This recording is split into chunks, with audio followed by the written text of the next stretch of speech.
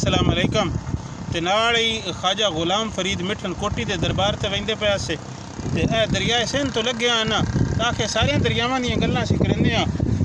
दरिया सिंध की भी सजण को गल करिए। ये आयो है अं मीलां खिंडे हुआ पानी जिदे ते थोड़ा काला बाग डैम बनना है तो पाकिस्तान के अंज हज़ारों मुरबे के हिसाब जमीन जी है वो सैराब हो बनाई। पर साड़ी हुकूमतों की मर्जी निमाणी वो क्या करें और सह धंधे हैं सह खर्चे हैं हूँ हथ नहीं पे होंदा तो वह उन्होंने मर्जी है हूँ सह उन्होंने निमाणिया के होर जहाज उडाने होंगे गड्डियाँ बजाना होंदियां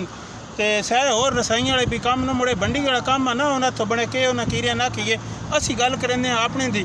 ये दरिया सदकन दरिया सिंध सदका इधर दोवें पासे अल्लाह के वलियां मल्ले हुए तो दरबार हैं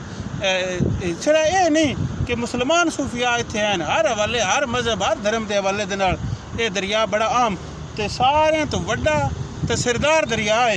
हाँ तुम वेखो जदेर ताई नज़र वैसी पिछा पानी ही पानी आ तो चोखा पानी जड़ा वो अंज दरिया वंद रहा समुद्रा चो हज़ार भी इंज नहीं बहता सखर बिराज तो वो भी अज असी वेख के आया बड़िया ढेर नारा इधर चो निकलियों हैं अगों मेरे ख्याल मिठड़ी बिराज सिंध विच उत्थों भी सैर निकलदियां पर मुड़ भी इहदे कोल इतना पानी आ जेड़ा अंज समुद्रा च वंद रहा साडा किसी लोड़ी नहीं लगता तो बड़ा दिल राजी होया सोहनी निवाशां दा वेला है हवा गुल्ली हुई है बड़ा ठट है